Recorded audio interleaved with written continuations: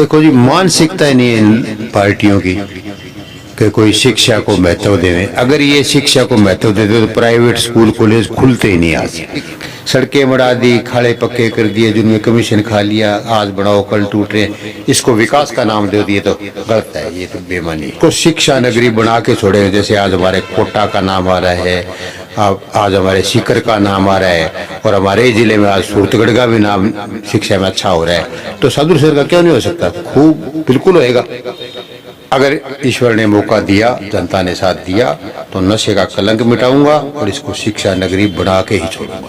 चरित्रवान जब तक लोग काबिज नहीं होंगे, ये समस्याएं खत्म नहीं होने वाली। और चरित्रवान में आज नंबर 1 पार्टी आम आदमी पार्टी है। आप उनके साथ लगो, उसको सत्ता की चाबी सौंपो, सारी तरह की समस्याएं खत्म नहीं हो तो उसको वोट मत देना। मतदान में बढ़ चढ़ कर हिस्सा लें। इससे बड़ा कोई उत्सव नहीं है जो 5 साल बाद आता है। कृपया करके खूब लोग मतदान करें। राजनीति की डगर है फिसलन भरी, राजनीति की डगर है फिसलन भरी, घबरा मत दोस्त, अभी तूफान आने बाकी हैं। विधानसभा चुनाव 2023 काउंटडाउन शुरू हो चुका है।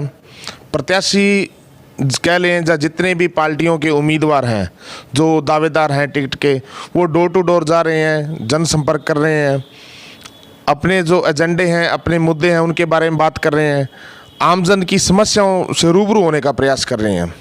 उसी क्रम में आज हमारी टीम पहुंची शादुलसार विधानसभा क्षेत्र, जो कि राजस्थान विधानसभा में 1 नंबर का क्षेत्र माना जाता है। वहाँ पर आम आदमी पार्टी के प्रबल दावेदार वरिष्ठ कार्यकर्ता कृष्ण जी सारन हमारे साथ मौजूद है, जो कि पूरे एरिया में कृष्ण सारन मदेरा के नाम से विख्यात है। पूरे शादुलसार विधानसभा क्षेत्र के आमजन से वो अच्छी तरह से रूबरू है। पिछले काफ़ी लंबे समय से वो राजनीति में सक्रिय रूप से या प्रत्यक्ष रूप से दोनों रूप से ये एक्टिव हैं। आज इनसे जानेंगे किस तरह चल रहा है इनका जन प्रचार और किन मुद्दों को लेकर चुनाव मैदान में ये उतरे हैं। तो सबसे पहले तो मदेरा जी, आपका स्वागत है। बहुत बहुत धन्यवाद आपका। तो कृष्ण जी, सबसे पहले तो बात करेंगे जी आपके राजनीतिक परिचय के बारे में। मैं तो आपको पिछले 15-20 सालों से जानता हूं, लेकिन हमारे दर्शक आपको जानना चाहते हैं। उनमें एक उत्सुकता है भी कृष्ण सारन मदेरा, ये जो नाम है, पिछले काफ़ी लंबे समय से ये आप एक्टिव हैं। तो किस तरह आपकी राजनीति की शुरुआत हुई? आपके परिवार में कोई राजनीतिक बैकग्राउंड रहा, या बस कॉलेज टाइम के समय से ही आपकी ये राजनीति की शुरुआत हुई? ऐसा है जी कि सौभाग्य से मेरी बहन का रिश्ता हो गया 1975 में राजस्थान के सबसे बड़े नेता, किसान नेता नाथूराम मिर्धा के सुपुत्र से। उस वक्त मैं कॉलेज में पढ़ता था। तो बहुत बड़ा नाम था उनका। उनके रिश्ता होने से हम बिल्कुल साधारण गांव के लोग एकदम से हाईलाइट में आ गए। और 1978 में उनकी बहन की शादी कर दी। उसके बाद उनकी उंगली पकड़ के चला। वो बहुत बड़े व्यक्तित्व के धनी थे। किसानों के मसीहा कहें या आम जन के लिए वो सहज उपलब्ध होने वाले बड़े दबंग नेता थे। वो मेरे अब गुरु समान हो गए, गुरु तुल्य हो गए। 21 साल तक मैं उनके साथ रहा। 1996 में उनकी मृत्यु हुई तब तक। और उसी वो राजनीति का जो बीज है मेरे अंदर अंकुरित हो गया 1975 से, मानो जब से उनके साथ रिश्ता हुआ। मतलब कि राजनीति की शिक्षा और दीक्षा आपने आपके जो सगे हो गए, जो आपके गुरु तुल्य आपने उनका नाथूराम जी मिर्धा, उनसे प्राप्त करी। 21 साल के उनके सानिध्य में अपने राजनीति का जो बीज आपके मन में आया, और वहीं से फिर ये समाज सेवा के रूप में आप अगर नहीं हो? बिल्कुल हो गया जी। उनका एक ही लक्ष्य था, एक ही ध्येय था, एक ही उनकी सीख थी कि ईमानदारी से लोगों का भला करो। विशेष तौर पे किसान मजदूर बहुत पीड़ित हैं, तो इनका जितना ही आप भला करोगे उतना ही आपको पुण्य मिलेगा। कभी भी कोई दिमाग में पैसा नहीं होना चाहिए, धन नहीं होना चाहिए, जन होना चाहिए आपके दिमाग में। और तब से ही मैं कॉलेज टाइम से राजनीति में आ गया। 1988 में मैंने पहली बार कांग्रेस के खिलाफ एक नागरिक मोर्चा बना था। हमारे लोकप्रिय प्रोफेसर केदारनाथ जी हमारे विधायक हुआ करते थे, कॉमरेड एहतराम बेनीवाल उनके सहयोगी थे। इन दोनों नेताओं के नेतृत्व में नागरिक मोर्चा बना, जिसमें मैं वार्ड नंबर 38 पुरानी आबादी से चुनाव लड़ा। हालांकि मैं चुनाव हार गया, मेरे सामने कांग्रेस के दिलीप सारण जीते थे। लेकिन हमने 1988 में हमारे नागरिक मोर्चा का महेश पेड़ीवाल को नगर परिषद का युवा अवस्था में अध्यक्ष बनाया। तो वो मैं सक्रिय राजनीति में था, इसलिए चुनाव लड़ा। और उसके बाद 2008 से पहले परिसीमन लागू होने से पहले हमारी विधानसभा केसरी सिंह हुआ करती थी, जो रिजर्व थी। लोकसभा हमारी रिजर्व थी, तो कोई चुनाव लड़ने का कोई जगह नहीं थी, मानस नहीं। जैसे ही 2008 में नया परिसीमन लागू हुआ, सादुलसर विधानसभा सामान्य बनी, जिसमें मेरा गांव मदेरा भी आता है, तो सबसे पहला व्यक्ति मैं ही था जिसने पूरे इलाके में जनसंपर्क चालू किया।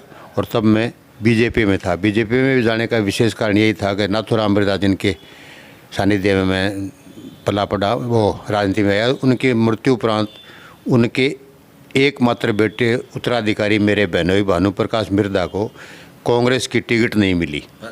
मजबूरी में हमने बीजेपी की टिकट ली और हम वो एमपी का चुनाव जीत गए। तहलका मच गया। तो मैं बीजेपी में था, इसलिए तो बीजेपी का मैं उपाध्यक्ष भी रहा और सक्रिय रहा पूरा विधानसभा में। लेकिन मुझे टिकट नहीं मिली, कोई खास बात नहीं, गुरजन सिंह जी को मिली।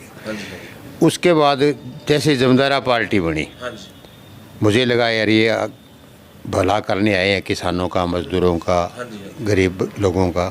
तो मैं स्वतः ही उनके साथ लग गया, बीडी अग्रवाल जी के साथ। और उन्होंने वास्तव में जीते जी खूब भला किया, लेकिन दुर्भाग्य से वो भी चले गए। उसी दौरान ये आम आदमी पार्टी बनी। मैं आम आदमी पार्टी के संपर्क में आ गया, क्योंकि हमारी जो जमदारा पार्टी थी वो आम आदमी पार्टी का ही मान लो एक सिस्टर कंसर्न थी। बीडी अग्रवाल जी, केजरीवाल जी दोनों एक ही शिवानी कस्बे से हैं, तो आपस में परिचित थे। तो हम उनसे मिले, अपने केजरीवाल जी से उनके निवास स्थान पे पहली बार 45 दिन के मुख्यमंत्री हटने के बाद। तो उन्होंने बड़ी अच्छी बातें की, मैं बड़ा प्रेरित हुआ और मैं तब से उनके साथ लग गया, यूँ मान लो। विधिवत रूप से मैं अब ज़रूर उनके साथ शामिल हुआ हूँ, लेकिन मैं सैद्धांतिक रूप से उनके साथ शुरू से ही हूँ। तो बात करेंगे साहब अब आम आदमी पार्टी की।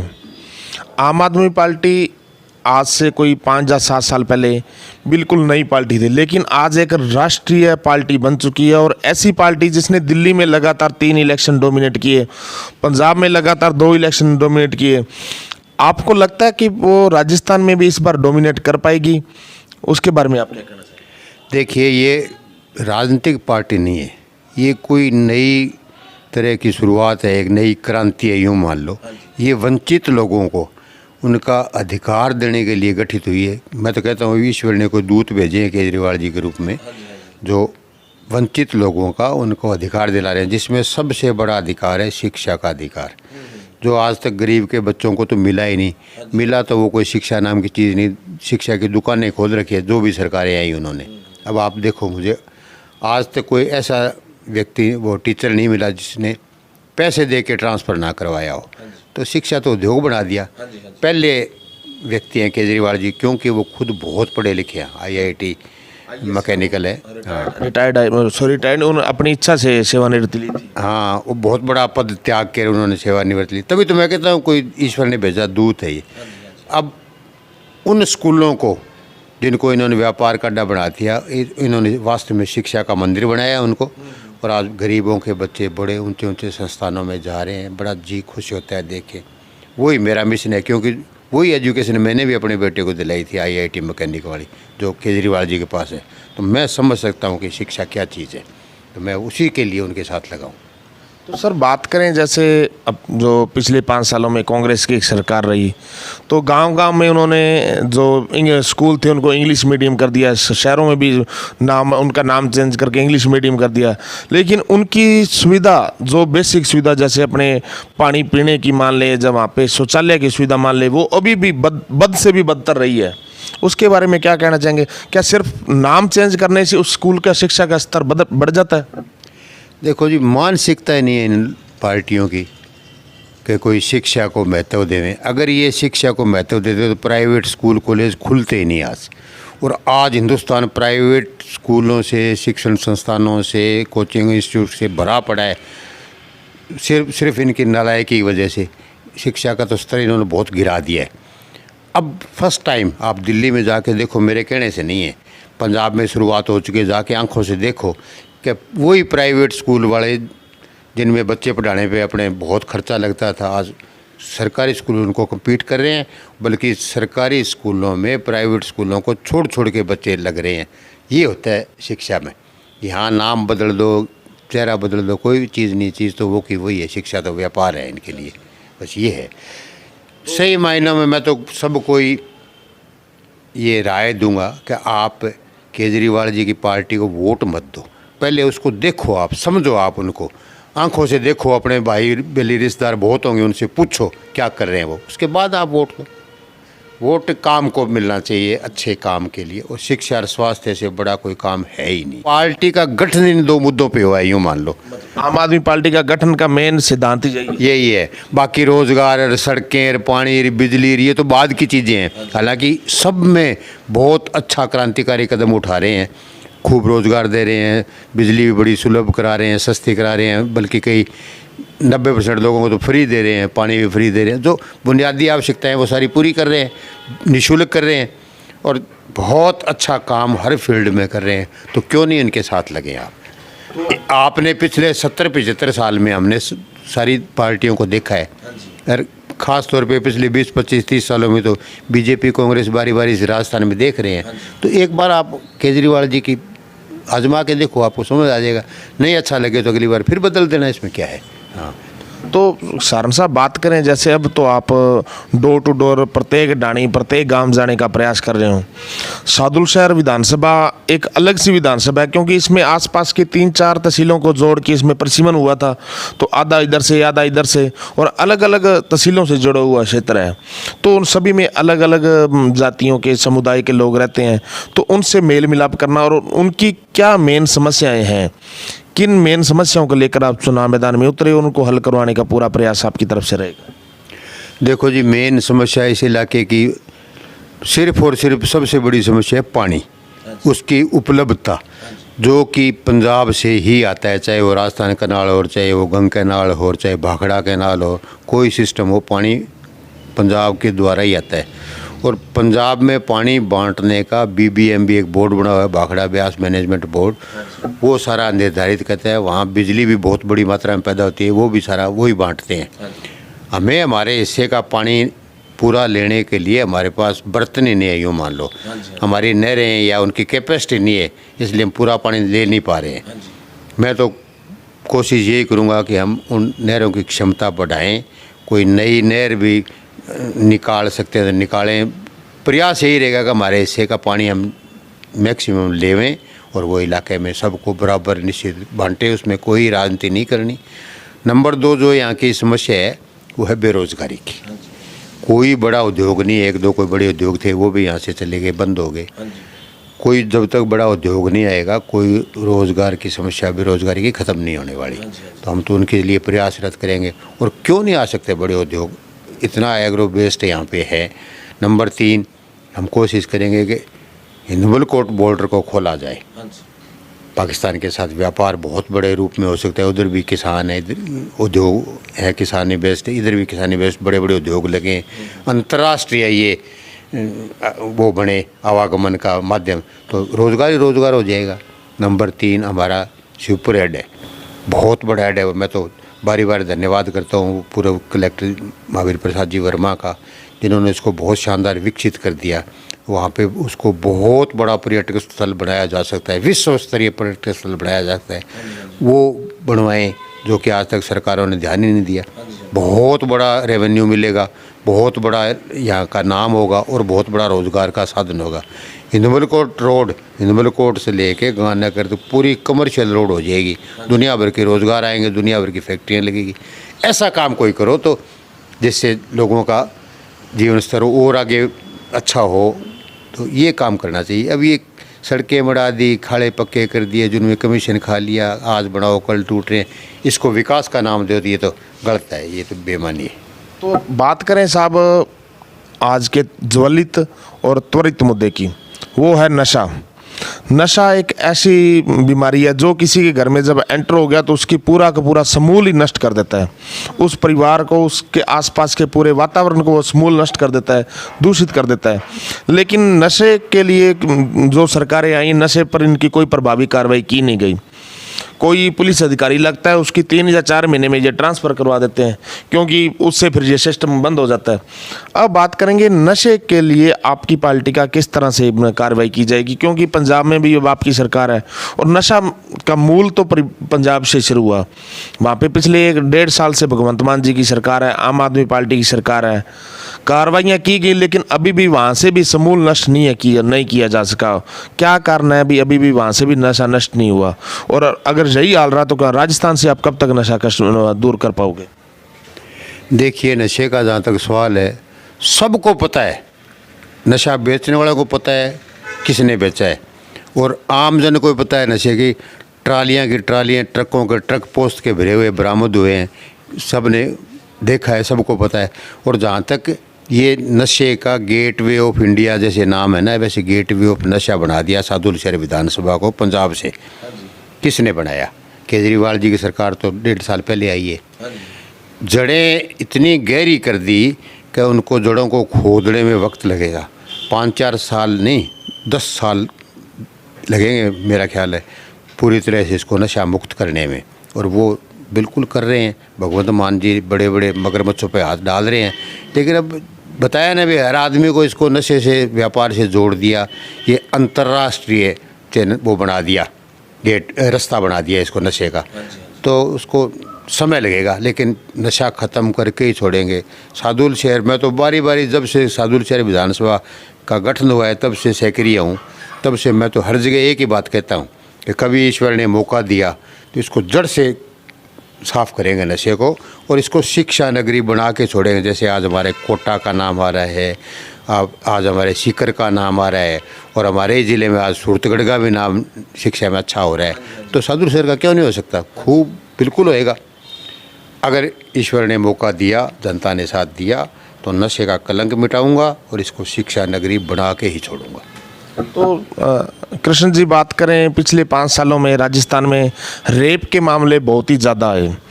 रेप जब एक औरत के साथ होता है तब उसकी कोई शारीरिक क्षति तो होती है, उसके साथ उसकी मानसिक क्षति भी होती है, और वो उसको अकेली को नहीं, उसके पूरे परिवार को होती है।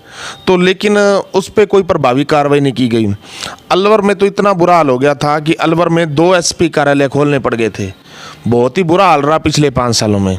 तो महिलाओं की सुरक्षा के प्रति किस तरह का आपके कार्रवाई की जाएगी, किस तरह?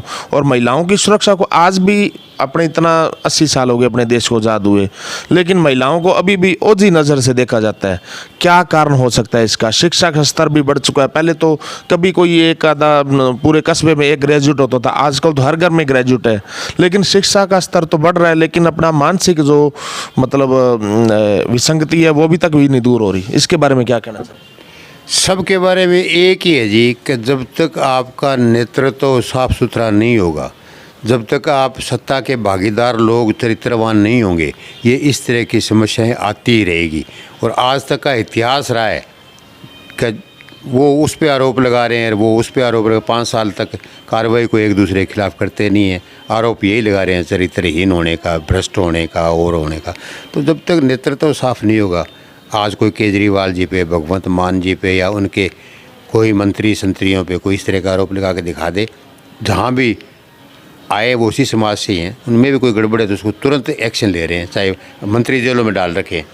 तो जब तक नेतृत्व आपका चरित्रवान नहीं होगा, इस तरह की समस्याएं बहन बेटियों के साथ, उसको तो पीढ़ियों तक कलंकित कर दिया एक बदमाश ने। वो बदमाश पैदा कहाँ से हुआ?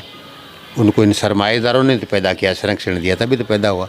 तो ये तो सारी समस्याएं, बस वही बात है, शिक्षा और स्वास्थ्य पे जब अपने फोकस करके राजनीति करेंगे ना, ये तो पार्टी गठन ही उन मुद्दों पर ही है, तो ये समस्या स्वतः ही खत्म हो जाएगी। रोजगार और ये बलात्कार, ये सब सारी समस्याएं अपने आप ही खत्म हो जाएगी। अब बात करेंगे जी शिक्षा के क्षेत्र में भी। शिक्षा की बात करें तो गांव-गांव में उप स्वास्थ्य केंद्र मान ले, या प्राथमिक स्वास्थ्य केंद्र, इस तरह के तो खुल रहे हैं, लेकिन डॉक्टरों की कमी तो बड़े-बड़े जो अपने जिला मुख्यालय, वहाँ भी डॉक्टरों की कमी बहुत रही। पिछले 5 सालों में डॉक्टरों की कमी देखने को मिली। तो शिक्षा के बारे में किस तरह का विकास आप मानते हैं 5 सालों में, किस तरह का देखने को मिला आपको? अभी मैं बार बार आपको जो कह रहा हूँ ना, कि चरित्रवान जब तक लोग काबिज नहीं होंगे, ये समस्याएं ख़त्म नहीं होने वाली। और चरित्रवान में आज नंबर 1 पार्टी आम आदमी पार्टी है।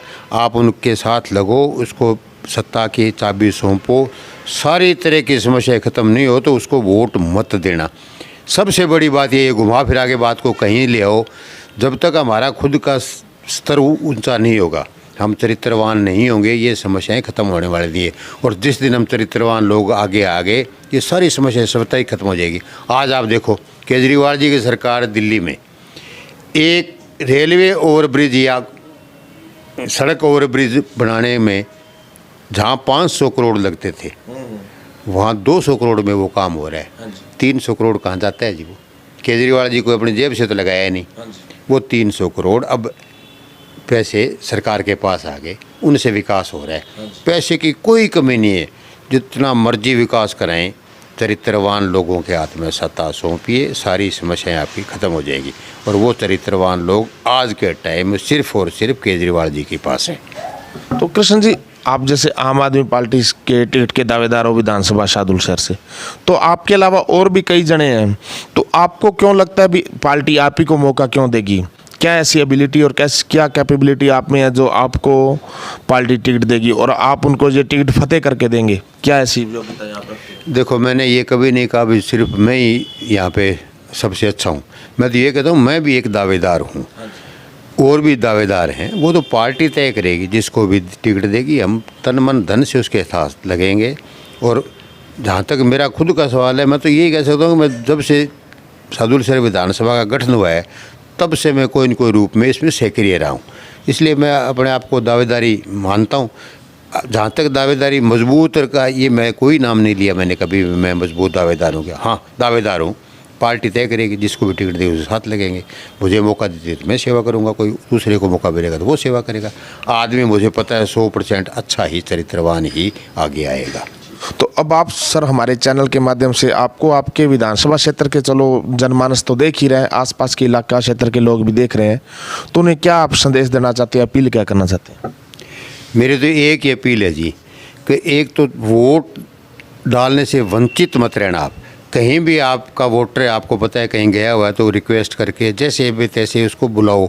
कोई असक्षम है तो उसको घर भी आजकल वो नया सिस्टम बना दें, वोट प्रतिशत बढ़ा दो। मैं तो कह रहा हूँ 100% वोटिंग करो। आप निडर होके वोट, चुनाव आयोग ने बहुत अच्छी व्यवस्था कर रखी है वोट डालने की, चूकना नहीं है। और जहाँ तक अपील की बात है, मैं तो बारी बारी कह रहा हूँ, हमारा कैंडिडेट झाड़ू है, उसको मत चूक जाना, उस वाला बटन दबा दो, सारी समस्याएं खत्म हो जाएगी। फिर दोबारा आपसे पुनः अपील करता हूँ कि मतदान में बढ़ चढ़ कर हिस्सा लें। इससे बड़ा कोई उत्सव नहीं है जो 5 साल बाद आता है। कृपया करके खूब लोग मतदान करें, यही मेरी आप सबसे गुजारिश है और यही मेरी नसीहत मान लो, रिक्वेस्ट मान लो, बस ये। बहुत बहुत धन्यवाद आपका। ये है जी विधानसभा शाहदुल शहर से आम आदमी पार्टी के प्रबल दावेदार, टिकट के चाहवान कृष्ण सारण मदेरा। पिछले 15-20 सालों से राजनीति में सक्रिय रूप से भूमिका निभा रहे हैं, कभी अप्रत्यक्ष रूप से, कभी प्रत्यक्ष रूप से। हाँ, पार्टियां चेंज रही, क्योंकि बात होती है जब अपनी विचारधारा की, जब तक अपनी विचारधारा किसी के साथ मैच होती है तब तक अपने उस दल में, उस राजनीतिक पार्टी में रहते हैं। जब अपनी विचारधारा में फ़र्क हो जाता है तो अपने उस पार्टी से दूर हो जाते हैं।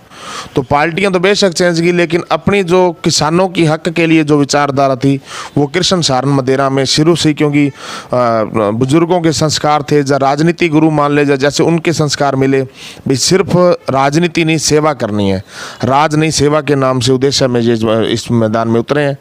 ठीक है जी, MW न्यूज़ में समय देने के लिए धन्यवाद। इलाके की ताज़ा अपडेट जानने के लिए जुड़े रहें आप हमारे साथ। मैं आपका अपना पत्रकार साहिल अरोड़ा।